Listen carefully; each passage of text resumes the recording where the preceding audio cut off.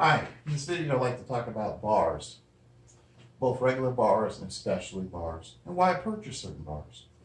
This right here is a Rogue multi-grip bar.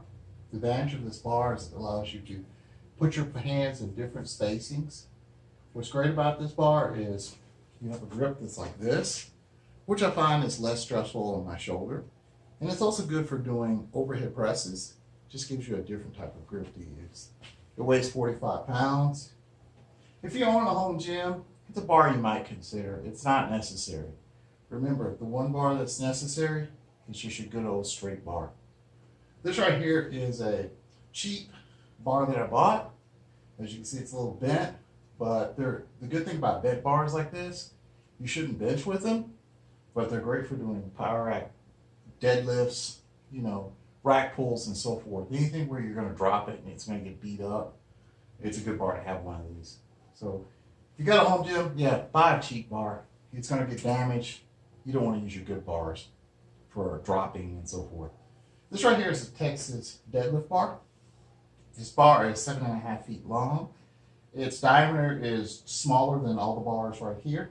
The advantage of this bar is it has a little bit more flexibility in it. So when you're pulling the weight off the floor, the bar bends a little bit and it allows you to get a little bit more speed off the floor. Some people say they get a good 20, 30 pounds of extra pulling strength out of this bar. I don't know. It's not that much different than a regular bar. I just like the way this bar feels. This is a Texas powerlifting bar, or a Texas bar. This one right here, this is the older generation of the bar. I like this bar. It does have a little bit of whip to it, which I don't. That's the one thing I don't like about it. But it's a good all-around powerlifting bar. This is a Buffalo bar. The bow of the bar allows for lower hand spacing in squats. It is very comfortable when it comes to squats and good mornings. There's another bar manufacturer. There's several bar manufacturers that actually make this bar. I don't know who makes this one, but there is the Buffalo bar, which I highly recommend. It's a good bow bar. Westside Barbell has their own bow bar, and so forth. Those are good bars to have.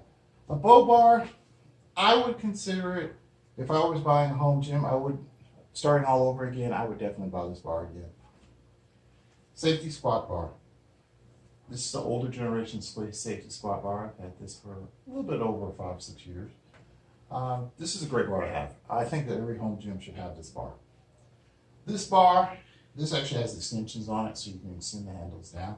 The advantage of this bar right here is you can squat without holding on to the bar. If you have shoulder pain, you don't have to worry about holding on to the bar. You can put your hands here, you can put your hands here if you want to, you can hold on to the rack, whatever you want to do. The bar's not going to fall off of you. You can also reverse the bar, flip it around, put the pad right here, and it's very comfortable for doing front squats. It can be used for good mornings. It's a great bar. I actually use it for tricep extensions. It's a type of tricep extensions where you're letting the yoke touch and roll back up. My favorite tricep exercise. This is a Cambered bench press bar. And this allows you to go a little bit deeper on your bench press. I choose not to use it that way. I use it the other way so that it stops the range of motion and I'm actually higher. The last bar, right here, the specialty bars, I should say. This is a Rogue Cambered squat bar. I really do like this bar. This bar right here, the advantage of it and the disadvantage of it is it really attacks your core. You have to stay very tight while you're squatting or else it will bury you because the bar racks back and forth as you go down and as you go up. The advantage of this bar is it will strengthen your core. The next advantage is it allows you to place your hands lower so you don't have to stress your shoulders. So if you have shoulder problems, I would highly recommend this bar or both if you can get it. My next bar that's not in the frame is a Rogue Ohio powerlifting bar. That is probably my favorite bar as far as the straight bars go. I like it a little bit better than the Texas Power Bar because the knurling is more aggressive. And the bar has higher tensile strength So when I use weights greater than 600 pounds, I don't have that much of a flex. This bar has a little bit of a flex. And if you're training by yourself and you're handling 600 pounds, please have safety straps and so forth, and catches to protect yourself. But you don't end up having to lift the weight off and the weight drops. So that's why I like stronger bars for bench pressing. Now, if I was building my home gym out again, or recommending what bars to buy for a person to buy, I would get a good power bar first. Then the next bar I would buy this one, a safety squat bar, because there's so many exercises you can do on it. And then the next bar I would buy is probably this one to add some more variety in your training. Then afterwards, definitely this one, and then this one. Now, if I only wanted to do squats, I didn't care about doing upper body, definitely get this bar first, get this bar second, get this bar third, and get this bar fourth. That's the order in which I would follow these bars. These bars are, I would say they're not really that expensive, but they do have some price to them. I believe this is almost $300. This was maybe $150.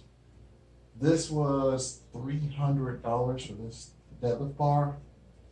I bought this one used, so it was $100, but you can usually get these for almost $300. This one I paid $100, but bow bars can cost anywhere from, I'd say $200 all the way up to $700. This right here was, back in the day, was almost $400. This was free. I'm not sure how much these cost, but I figured they probably cost $200.